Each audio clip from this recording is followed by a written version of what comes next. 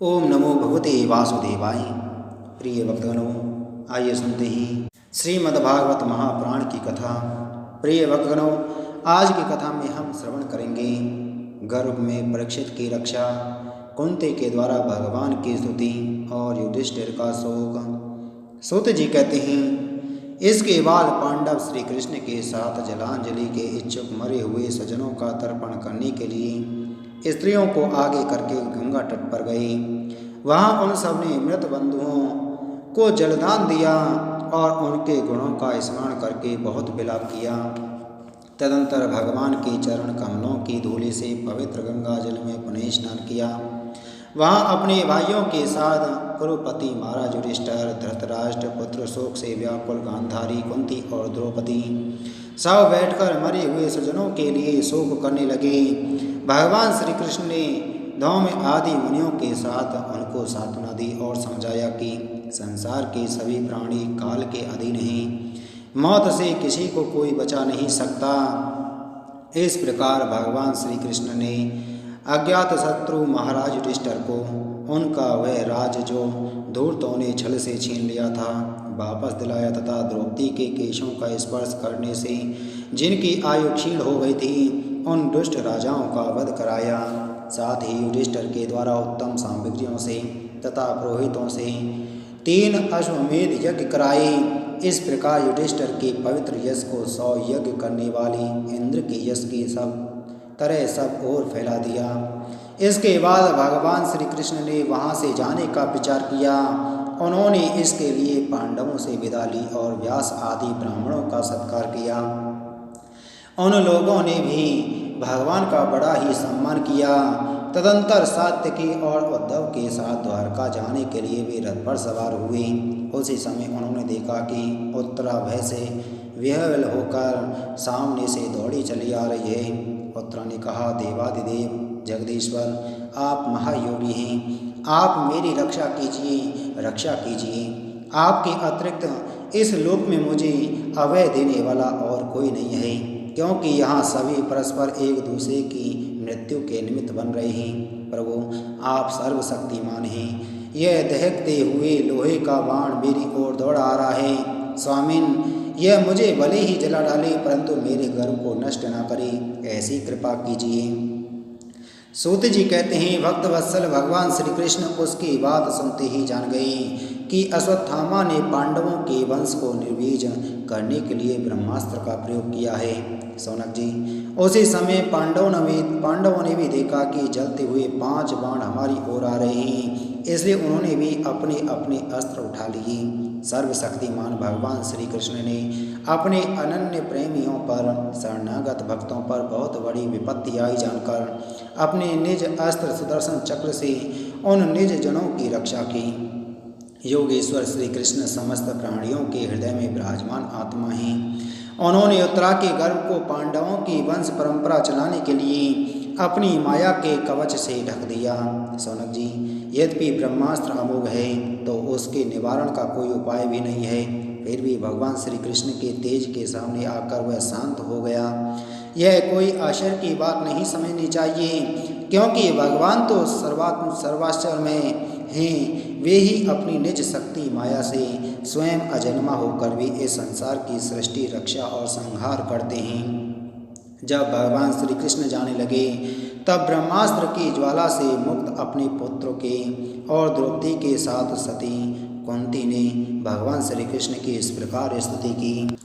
कुंती ने कहा, आप समस्त जीवों के बाहर और भीतर एक रस स्थित हैं, फिर भी इंद्रियों और वृत्तियों से देखे नहीं जाते, क्योंकि आप प्रकृति से परे आदि पुरुष परमेश्वर हैं। मैं आपको नमस्कार करती हूँ। इंद्रियों से जो कुछ जाना जाता है उसके तह में आप विद्यमान रहते हैं और अपनी ही माया के पर्दे से अपने को ढके रहते हैं। मैं अबोध नारी आप अविनाशी पुरुषोत्तम को भला कैसे जान सकती हूँ। जैसे मूढ़ लोग दूसरा वेश धारण किए हुए नट को प्रत्यक्ष देखकर भी नहीं पहचान सकते, वैसे ही आप दिखते हुए भी नहीं दिखते। आप शुद्ध हृदय वाले विचारशील जीवन मुक्त परमहंसों के हृदय में अपनी प्रेममयी भक्ति का सृजन करने के लिए अवतीर्ण हुए हैं। फिर हम अल्पबुद्धि स्त्रियां आपको कैसे पहचान सकती हैं। आप श्री कृष्ण वासुदेव देवकी नंदन नंद गोप के लाडले लाल गोविंद को हमारा बारंबार प्रणाम है, जिनकी नाभि से ब्रह्मा का जन्म स्थान कमल प्रकट हुआ है, जो सुंदर कमलों की माला धारण करते हैं, जिनके नेत्र कमल के समान विशाल और कोमल हैं, जिनके चरण कमलों में कमल का चिन्ह है। श्री कृष्ण, ऐसे आपको मेरा बार बार नमस्कार है। ऋषिकेश, जैसे आपने दुष्ट कंस के द्वारा कैद की हुई और चिरकाल से शोकग्रस्त देवकी की रक्षा की थी, वैसे ही पुत्रों के साथ मेरी भी आपने बार बार विपत्तियों से रक्षा की है।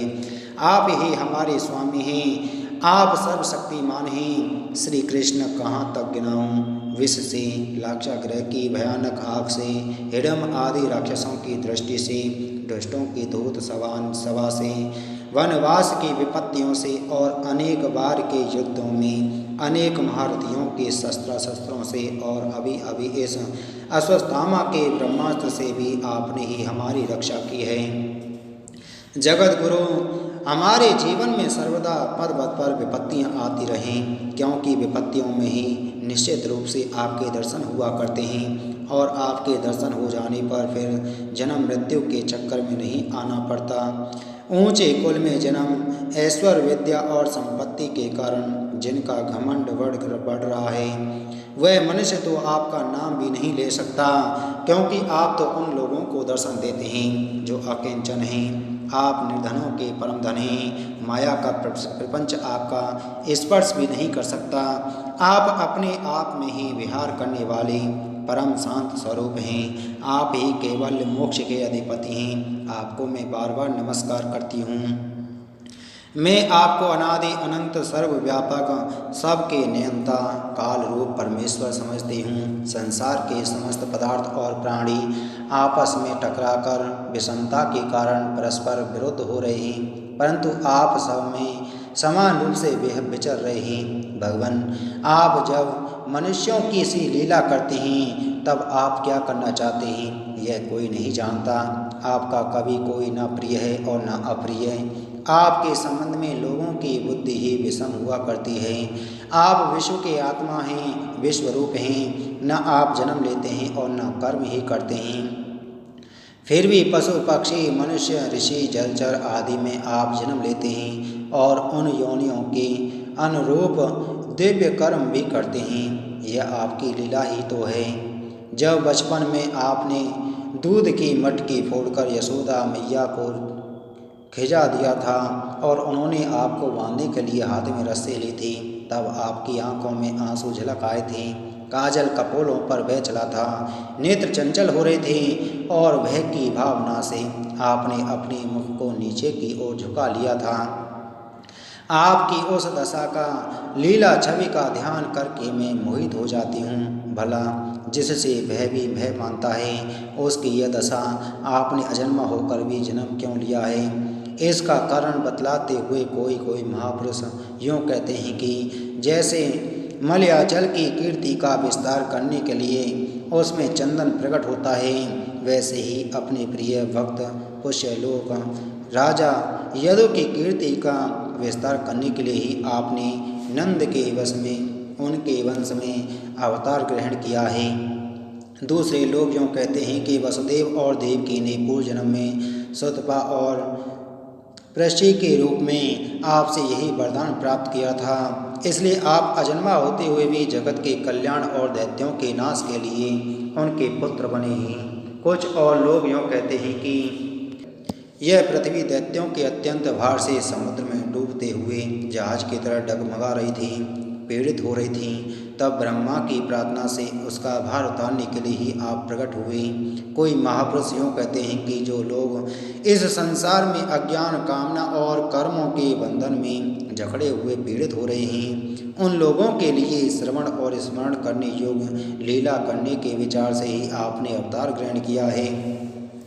भक्तजन बार बार आपके चरित्र का श्रवण, गान, कीर्तन एवं स्मरण करके आनंदित होते रहते हैं। वे ही अविलंब आपके उस चरण कमल का दर्शन कर पाते हैं जो जन्म मृत्यु के प्रवाह को सदा के लिए रोक देता है। भक्तवांच कल्पतरु प्रभो, क्या अब आप अपने आश्रित और संबंधी हम लोगों को छोड़कर जाना चाहते हैं? आप जानते हैं कि आपके चरण कमलों के अतिरिक्त हमें और किसी का सहारा नहीं है। पृथ्वी के राजाओं के तो हम तो यूं ही विरोधी हो गए हैं। जैसे जीव के बिना इंद्रियां शक्तिहीन हो जाती हैं, वैसे ही आपके दर्शन बिना यदुवंशियों के और हमारे पुत्र पांडवों के नाम तथा रूप का अस्तित्व ही क्या रह जाता है। गदाधर, आपके विलक्षण चरण चिन्हों से चिन्हित यह कुरजांगल देश की भूमि आज जैसी शोभायमान हो रही है, वैसी आपके चले जाने के बाद न रहेगी। आपकी दृष्टि के प्रभाव से ही यह देश पकी हुई फसल तथा लता वृक्षों से समृद्ध हो रहा है। ये वन पर्वत नदी और समुद्र भी आपकी दृष्टि से ही वृद्धि को प्राप्त हो रहे हैं। आप विश्व के स्वामी, विश्व के आत्मा हैं और विश्वरूप हैं। यदुवंशियों और पांडवों में मेरी बड़ी ममता हो गई है। आप कृपा करके स्वजनों के साथ जोड़े हुए इस स्नेह की दृढ़ फांसी को काट दीजिए। श्री कृष्ण, जैसे गंगा की अखंड धारा समुद्र में गिरती रहती है, वैसे ही मेरी बुद्धि किसी दूसरी ओर न जाकर आपसे ही निरंतर प्रेम करती रहे। श्री कृष्ण, अर्जुन के प्यारे सखा यदुवंश शिरोमणि, आप पृथ्वी के भार रूप राजवेशधारी दैत्यों को जलाने के लिए अग्नि स्वरूप हैं। आपकी शक्ति अनंत है। गोविंद, आपका यह अवतार गौ, ब्राह्मण और देवताओं का दुख मिटाने के लिए ही है। योगेश्वर, चराचर के गुरु भगवान, मैं आपको नमस्कार करती हूँ। सूत जी कहते हैं, इस प्रकार कुंती ने बड़े मधुर शब्दों में भगवान की अधिकांश लीलाओं का वर्णन किया। यह सब सुनकर भगवान श्री कृष्ण अपनी माया से उसे मोहित करते हुए से मंद मंद मुस्कुराने लगे। उन्होंने कुंती से कह दिया, अच्छा ठीक है, और रथ के स्थान से वे हस्तिनापुर लौट आए। वहाँ कुंती और सुभद्रा आदि देवियों से विदा लेकर जब वे जाने लगे, तब राजा युधिष्ठिर ने बड़े प्रेम से उन्हें रोक लिया। राजा युधिष्ठिर को अपने भाई बंधुओं के मारे जाने का बड़ा शौक हो रहा था। भगवान की लीला का मर्म जानने वाले व्यास आदि महर्षियों ने और स्वयं अद्भुत चरित्र करने वाले भगवान श्री कृष्ण ने भी अनेकों इतिहास कहकर उन्हें समझाने की बहुत चेष्टा की, परंतु उन्हें सांत्वना न मिली, उनका शोक न मिटा। शौनक आदि ऋषियों, धर्मपुत्र राजा युधिष्ठिर को अपने स्वजनों के वध से बड़ी चिंता हुई। वे अविवेक युक्त चित्त से स्नेह और मोह के बस में होकर कहने लगी, भला मुझ दुरात्मा के हृदय में बद्ध मूल हुए इस अज्ञान को तो देखो। मैंने सियार कुत्तों के आहार इस अनात्मा शरीर के लिए अनेक अक्षौणी सेना का नाश कर डाला। मैंने बालक, ब्राह्मण, संबंधी, मित्र, चाचा, ताऊ, भाई, बंधु और गुरुजनों से द्रोह किया है। करोड़ों वर्षों से भी नरक में मेरा छुटकारा नहीं हो सकता। यद्यपि शास्त्र का वचन है कि राजा यदि प्रजा का पालन करने के लिए धर्म युद्ध में शत्रुओं को मारे तो उसे पाप नहीं लगता, फिर भी मुझे संतोष नहीं होता। स्त्रियों के पति और भाई बंधुओं को मारने से उनका मेरे द्वारा यहाँ जो अपराध हुआ है, उसका मैं गृहस्थोचित यज्ञ आदि के द्वारा मार्जन करने में समर्थ नहीं हूँ। जैसे कीचड़ से गंदला हुआ जल स्वच्छ नहीं किया जा सकता, मदिरा से मदिरा की अपवित्रता नहीं मिटाई जा सकती, वैसे ही बहुत से हिंसा बहुल यज्ञों के द्वारा एक भी प्राणी की हत्या का प्रायश्चित नहीं किया जा सकता। इति श्रीमद्भागवते महापुराणे परमहंस्यां संहितायां प्रथम स्कंदे कुंती स्तुति युधिष्ठिरानुतापो नामाष्टमोऽध्यायः सम्पूर्णम्। बोल श्रीमद्भागवत महापुराण की जय। बोलो श्री कृष्णचंद्र भगवान की जय।